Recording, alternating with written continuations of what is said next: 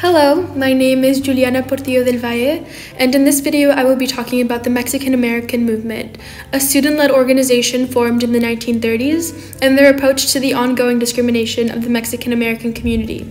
This presentation was created as part of the class Intro to Chicanx Latinx History, History 17CH at the Claremont Colleges.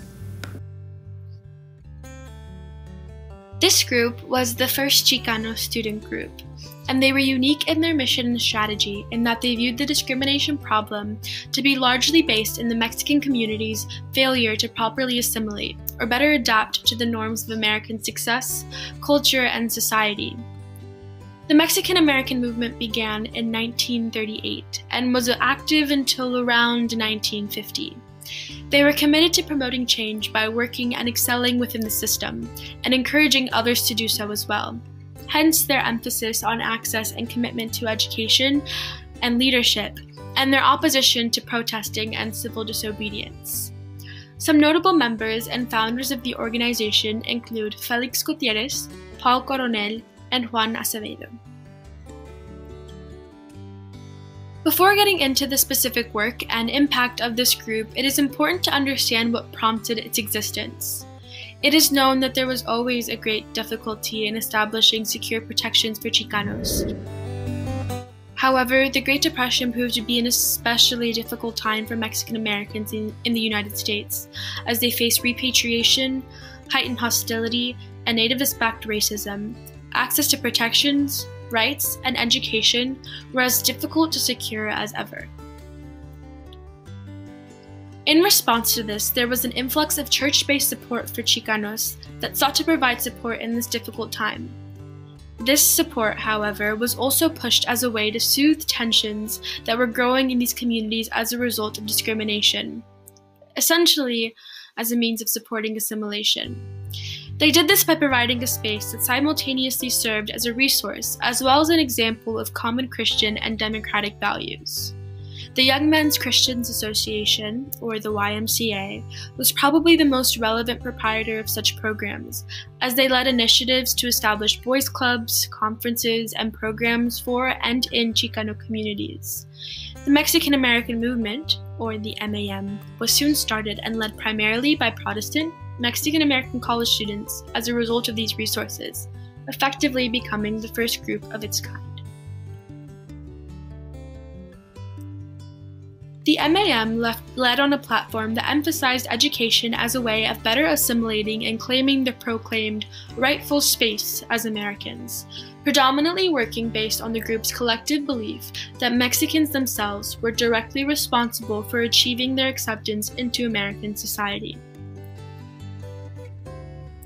In their articles of incorporation, they specify that their platform is based in improving the socioeconomic position, instilling good democratic values, and encouraging the pursuit of education for young Mexican Americans as a means of doing so.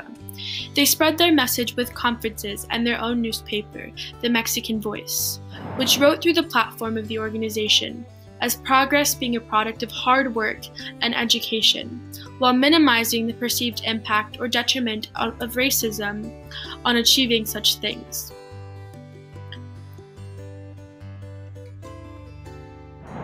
The editor of the Mexican Voice, Felix Gutierrez, a student at UCLA and the first president of the MAM, emulated their platform in the publication as follows. If the Mexican consul could see young students of our national descent, gay, carefree, thinking of success, interested in American activities, playing American games, speaking and using American terms, having the same ideas and ideals, using American sportsmanship, enjoying American customs, loving American food. Only then the council would see that Mexicans who were born and live in this country have become Americans. Essentially, in repetition of the American values of the MAM, what we see produced is a claim towards an American identity that must be embraced and thus earned, the American identity being both born and lived. On that note, it is especially important to consider how the MAM approached the identity-based aspect of their movement. The MAM believed that whiteness was equivalent to Americanness. through that, it is valuable to know the impact of the name Mexican American, which allowed for the movement to be identified as one that held a dual identity and space within American society. Not only Mexican or American, or even an entirely different identifier as a whole, but both. What this meant was that they were able to claim what they believed was their rightful acknowledgement as Americans, while also acknowledging their Mexican heritage, and what they believed was the bridge between those two. Most importantly, it implies a kind of ethnic whiteness, as opposed to a constructed othering which they wanted to avoid, as to not complicate their case for belonging. This is also significant in understanding that what they were trying to accomplish was not a space of their own, but full acceptance into a space that they believed should be and was already theirs. In this, they differed greatly from the Chicano student movements inspired by the Black Power movements of the 1950s, where racism was beginning to be acknowledged as the main reason for the problems faced by the group.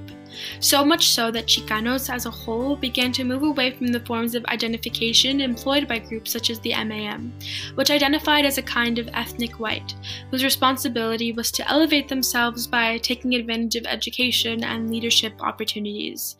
For this identification often made it more difficult for them to combat discrimination, as their white status made it impossible to claim racial grounds for discrimination and oppression. Therefore, they began to see themselves as ethnic and racial beings, claiming a brown identity and demanding justice through protest and methods of resistance on those grounds. The MAM served as an incredibly important part of Mexican American and Chicano progress and movement. They were not a radical student group, but they did begin to acknowledge what could be considered a greater call for unification, movement, and self-advocacy of Chicanos for an elevated social position in American society. However, it is also essential to understand how the church, through the YMCA, and conceptions of whiteness and Americanness shaped the MAM's platform, in which we understand it to be one of a responsibility to prove their value through self-betterment, which they perceive to be inscribed in their American identity, but not their Mexican one. Rather than evaluating and combating the systematic discrimination and racism that could account for the problems facing the community.